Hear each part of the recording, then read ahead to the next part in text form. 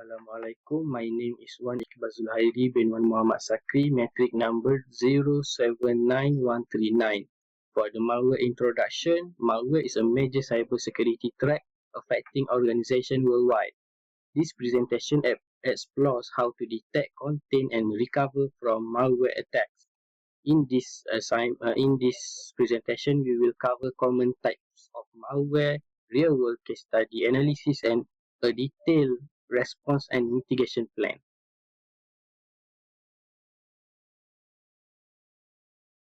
Assalamualaikum warahmatullahi wabarakatuh. My name is Ahmad ARSHAD bin DAUD. My number metric is 079236. Today I want to present about the Trojan horse. The Trojan horse is a type of malware that pretend to be legitimate or harmless in the program order to trick user into installing it. When Trojan horse activates, it will perform malicious action like stealing data, installing another malware, and also giving remote control to infection of the system for cyber criminals. The characteristic of a Trojan horse actually do not self-replicate, masquerade as legitimate software such as utilities, email attachment, and game. Trojan horse also often creates a backdoor to allowing unauthorized remote access into the system. A Trojan horse propagation normally by legitimate software, phishing emails, and malicious link. Impact for system after inflation or by Trojan horse exactly remote access. When remote access is obtained by an unauthorized user, they will steal the data sensitive, install another malicious malware, and also make system damage then data loss. And then another type of malicious is the spyware. A spyware is a type of malware with a secret installing itself into a computer without the user knowing about it. They are intended to monitor then collection information about the user without permission. Then it's run in the background application. They are designed to track activity user, gathering personal data user, then also sending information to third party like cyber criminal or advertiser. The characteristic of spyware is that the application operates covertly without any visible sign for the user known. Spyware also collect the data of the user by capturing screen activity, monitoring browser habits, the stealing sensitive data. Also, the characteristic of spyware system on computer making slow down performance. Spyware propagation by untrusted source like from shareware, also through malicious website, pop-up ads, and phishing email. Another way is installed by Trojan or other malware. Impact by spyware, of course, about identity theft. When identity theft occur, there will be legal and regulatory violations if the sensitive data is exposed. It will compromise confidentiality because of leaking of internal communication, credentials, and financial data, also customer data. Then when a malware like spyware is active on application background, it reduces system performance, then increase risk for infection. Bismillahirrahmanirrahim. Assalamualaikum warahmatullahi wabarakatuh. My name is Ahmad Faris AZWAR bin MOHAMMAD. My metric number 079211. Now we go to cryptojacking. Okay. Cryptojacking, also called malicious crypto mining, is an online threat that hides on a computer or mobile device and use the machine's resource to mine forms of online currency known as cryptocurrencies. Malicious crypto miners often come through web browser downloads or rogue mobile apps. Cryptojacking can compromise all kinds of devices, including desktops, laptops, smartphones, and even network servers. Two words, cryptography and currency, combine to form cryptocurrency, which is electronic money based on the principles of complex mathematical encryption.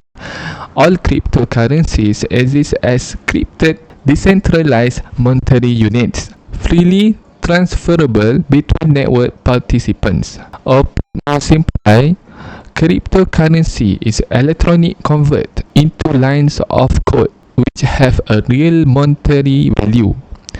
Cryptocurrency owners keep their money in virtual wallets, which are securely encrypted with private keys. In a transaction, the transfer of funds between the owners of two digital wallets requires that a record of this exchange be entered into the decentralized public digital ledger. And next malware is ransomware. Okay. Ransomware is malware that logs and encrypts a victim's data, files, device or systems, rendering them inaccessible and unusable until the attackers receive a ransom payment. The word ransom tells you everything you need to know about the past. The first iterations of ransomware use only encryption to prevent victims from accessing their files and systems. Victims that had regular backups could restore their data, however, negating the need to pay a ransom.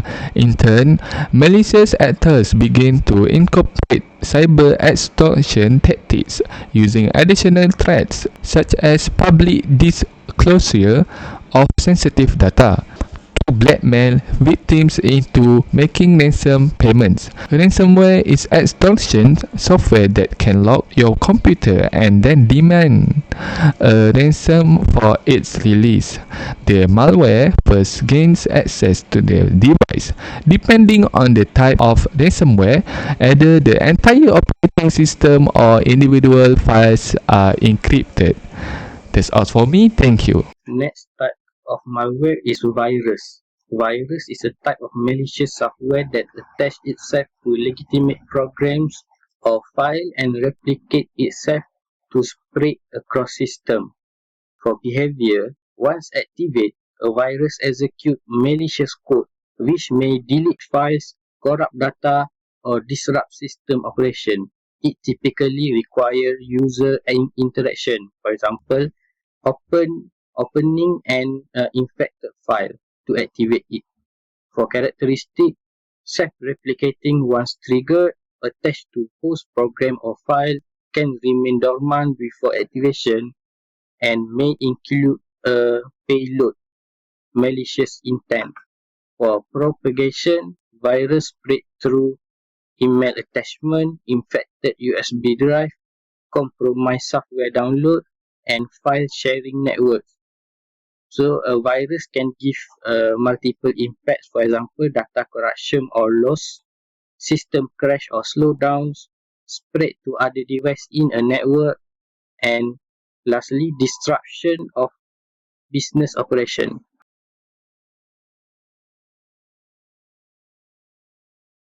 Hi, my name is Ahmad SYAKIRIN, and today I will discuss a famous malware case study, the CIH virus, also known as the Chernobyl virus. This virus was created in 1998 by a Taiwanese university student named Chen Ying-hao.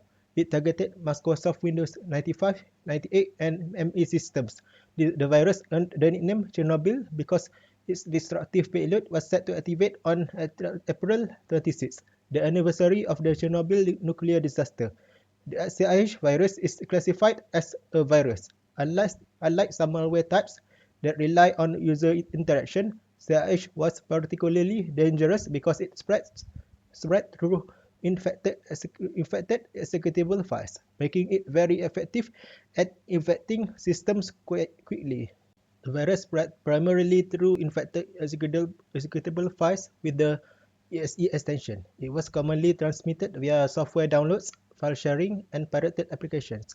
Once a user unknowingly ran an infected file, the virus embedded itself into other executable files on the system and spread rapidly without requiring any further action from the user.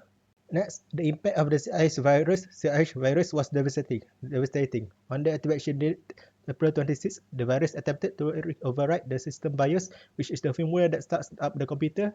This action rendered many computers completely unbootable. In some cases, the only way to fix the problem was to physically remove or reprogram the BIOS chip. Additionally, the virus corrupted data stored on the hard drive, causing massive data loss and it is estimated that CIH caused over $1 billion in damages worldwide, affecting individuals, businesses, and government agencies.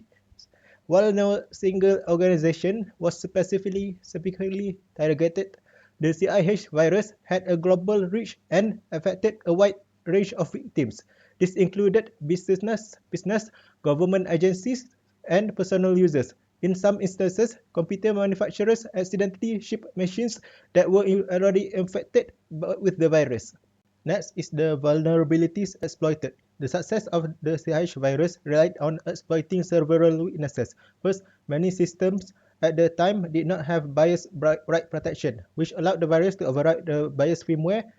Secondly, executable files lack integrity checks or digital signatures, so the virus could easily hide within legitimate software. Lastly, antivirus programs in that era struggled to detect cavity-infected virus like CIH. This is because the virus inserted its code into unused space in files without increasing the file size, making detection very difficult.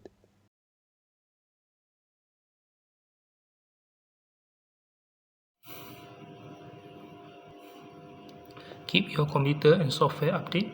Microsoft and Apple often release updates for their operating system, and it is a good idea to install this update when they become available for your Windows and Mac. These updates often include a fix that can improve the security of your system. Next, be careful. Use a non-administrator account whenever possible. An admin account usually has the ability to install new software, while standard accounts usually don't have the ability to do so. When doing day-to-day browsing, this can help to not install new software.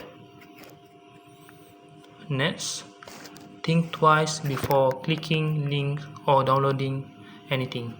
Downloads are one of the main ways people get malware, so remember to think twice about what you are downloading and where you are downloading it from.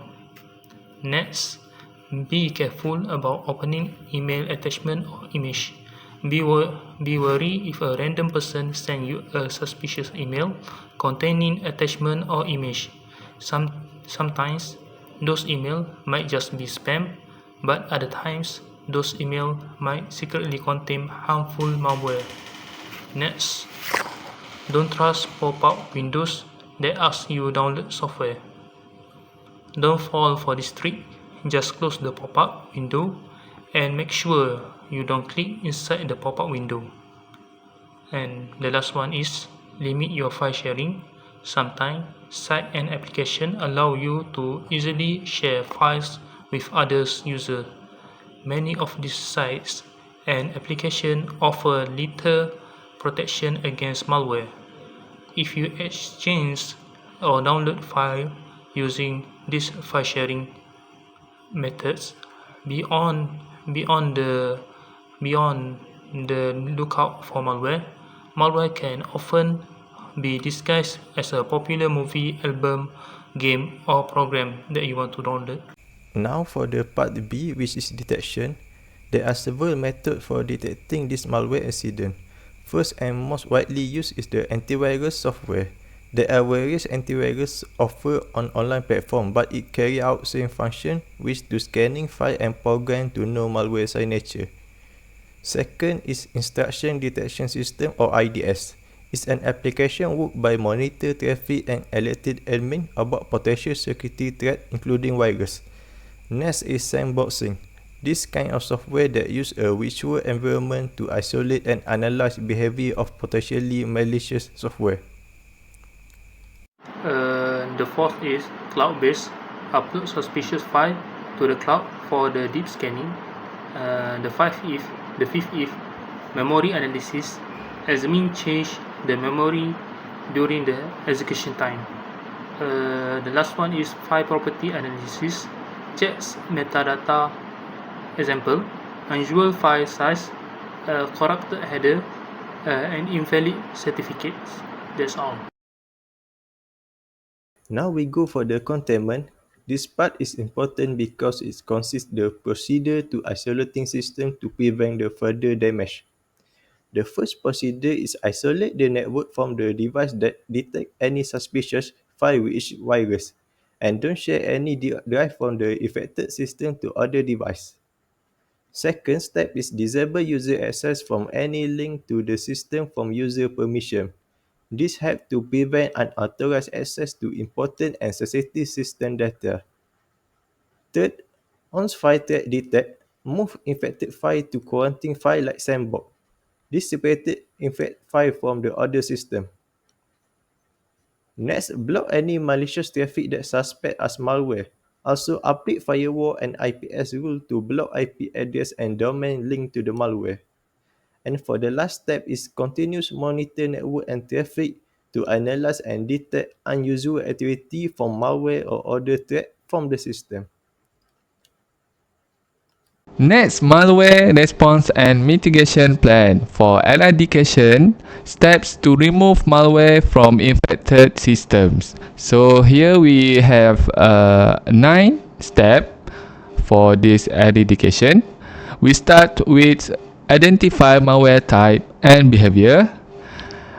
Next, isolate infected systems. Third, remove malware components. Fourth, remove or re-image compromised system. 5. Patch systems and update software. 6. Reset passwords and credentials. 7. Scan and verify cleanliness.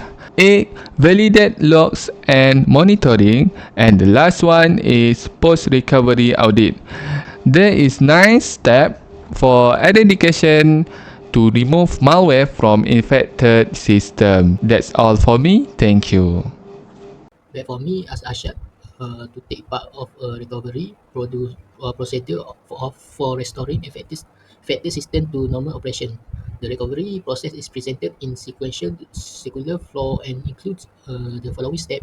Step 1 is system isolation and containment confirmation to make ensure the affected system are properly isolated and no longer pose a threat.